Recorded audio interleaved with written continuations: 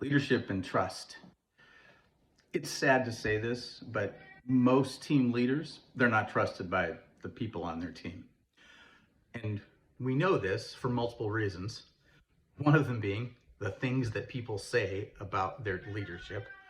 That's pretty obvious. Two is years and years of uh, national surveys where people talk about employee engagement, right? It's a survey on employee engagement. We're at a low point in that historically. Depending on the survey you read, our employee engagement is between 15 and 25%. That's it, which means companies aren't doing a good job, leadership isn't doing a good job of building trust and engagement with their employees, because when your employees trust you a lot, they become highly engaged. This is a great lever to improve the ROI of your business, is to become a trusted leader. And this is a behavior, not just communication. You can't just go out and say, trust me. You have to actually behave in a way that says you are trustworthy. Leaders start off behind. They start off from a place where they're not trusted. And you have to understand this when you start down a leadership road, or if you're already in the leadership journey and you can't figure out why results aren't happening the way you want them, recognize it's because you're not trusted. And you might not like that, but that's the reality. And you can know whether you are or not by how vulnerable the people on your team are with you and the way you respond to them.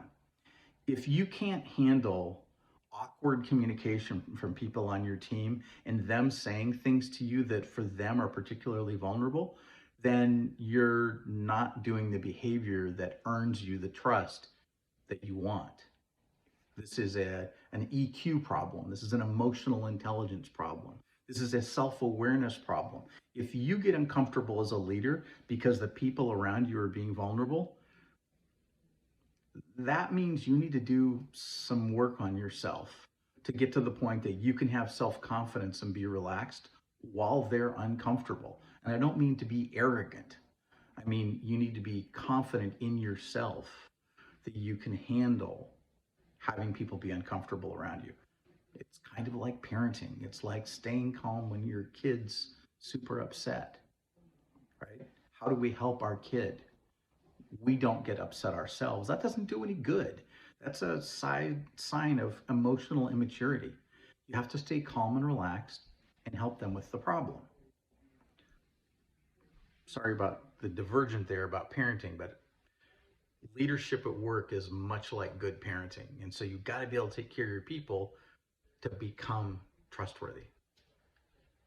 The best way I know to start this is to recognize that your job is all about helping them operate better. Even if it makes you emotionally uncomfortable, that's your job. And what I notice is a lot of leaders, as soon as they start to get emotionally uncomfortable, they run away from their responsibilities. You got to be a good role model. You have to be able to step into that place of emotional vulnerability yourself, take care of your people. Then you'll become trusted. Then you'll get the results that you really want out of your team. Otherwise, you're just another one of those not so good leaders that's driving not so good employee engagement. And in that context, everybody suffers. Hope you're having a good one. Thanks.